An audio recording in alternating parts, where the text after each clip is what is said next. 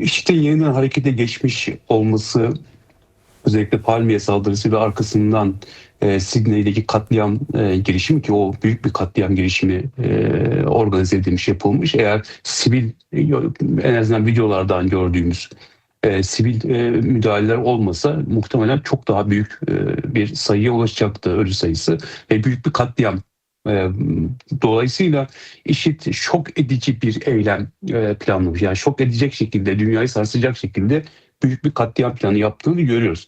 Yani IŞİD, Halit Ermiş de anlattı ama IŞİD evet toprak kaybetmiş olabilir ama insan kaybetmiş değil. Tam tersine IŞİD HTŞ'nin içerisindeki cihadist örgütlerin içerisinde kendisini eritmiş bir yapı. Dolayısıyla HTŞ'nin içerisinde var olan ve varlığını devam ettiren, diğer cihadist örgütlerin içerisine kendini eriterek devam ettiren ve harekete geçebilen de bir örgüt. Otonom bir yapılanması olduğu için de, en azından uzmanların da biraz söylediği bu, otonom bir yapısı da olduğu için bir yerde herhangi bir eylemi sinyal olarak kabul edip dünyanın birçok yerinde aynı anda eyleme geçebilen uyuyan hücreler diye tarif edilen o otonom yapısından kaynaklı bu söyleniyor. Harekete geçebilen bir yapı, bir örgüt. Dolayısıyla dünyanın da tanıdığı, işte Kürt siyasetinde çok yakından tanıdığı, işte Türkiye'nin de bildiği, hatta bir dönem destek verdiği, iç içe olduğu ya da Halit Ermiş'in dediği gibi hegemonik güçlerin kendi bulundukları alanda araçsallaştırabildikleri bir yapıdan bahsediyoruz.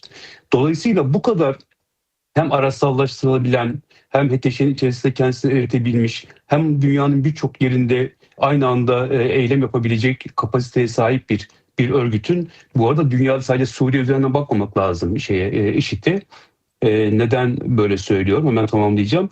Trump'ın Amerika'ya giriş yasağı ve seyahat giriş yasağı ve seyahat kısıtlaması koyduğu ülkelere bakalım. 5 tane ülke var. Bunlardan bir tanesi Burkina Faso, Mali, Nijer, Güney Sudan ve Suriye. Buralar IŞİD'in örgütlendiği yerler. IŞİD'in varlığını koruduğu ve kendisini büyüttüğü, hatta eleman devşirdiği, örgütüne eleman devşirdiği yerler, militan devşirdiği yerler. Dolayısıyla örgütün varlığıyla ilgili bence ürkütücü bir durum var. Bu çok net. Ve Avrupa'daki korku da çok anlaşılır bir korku. Çünkü IŞİD'in devamlı birçok saldırısına maruz kaldı Batı ve büyük katliamlarla karşı karşıya kaldı. Bu saldırılar büyük bir katliama da, birçok katliamı da beraberinde getirdi. O yüzden bu korku ve kaygıları elbette ki var. Ve bence Suriye'nin kendi içerisinde de bugün tartışılan ve konuşulan, belki de konuşulması gereken şeylerden bir tanesi de Şara'nın O zaman soru yani şöyle HTŞ'nin sorayım. içindeki. Evet. Soru şöyle sorayım. Yani şimdi Şara gitti Amerika'ya, Trump'la görüştü ve işte 90. ülke olarak Suriye, DAEŞ ve IŞİD karşıtı koalisyona yer aldığını açıkladı. Ama biliyoruz ki az önce sen de söyledin. Yani HTŞ'nin içerisinde ve HTŞ'nin çevresinde, yani Jolani'nin lideri olduğu o ne diyeyim konfederal yapı içerisinde IŞİD ve benzeri örgütler hayli var. Bu anlamda Şam hükümeti DAEŞ'te olan sınavında ne yapabilir? Yani DAEŞ'te ne yapacak? Yani gerçekten DAEŞ'e karşı mücadele mi edecek? Yoksa DAEŞ ve benzeri cihadist örgütlerle bunlar arasında bir savaş mı çıkacak? Nasıl bakıyorsun sen?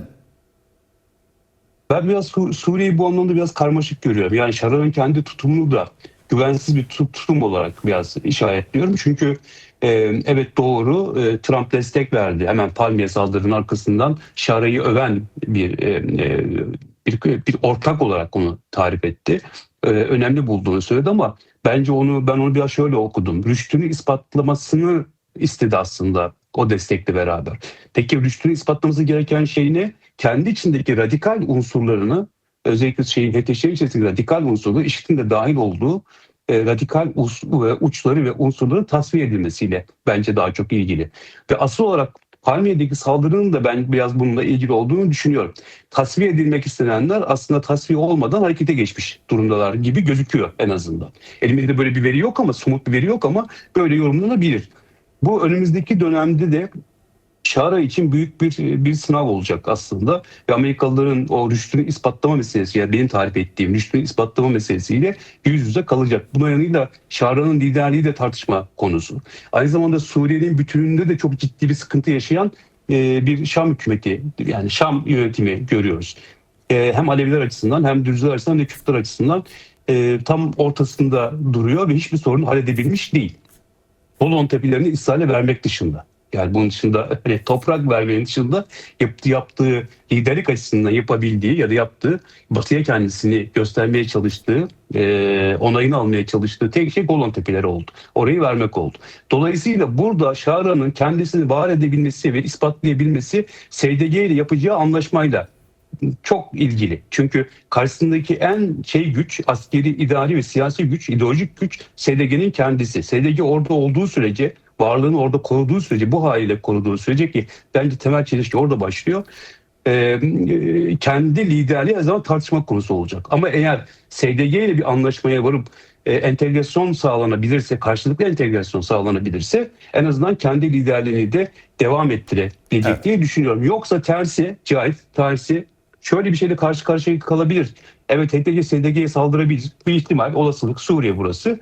Ama saldırırken tasfiye etmek istediği, kendisine tasfiye etmeye çalıştığı uçlar da kendisini satabilir bu arada.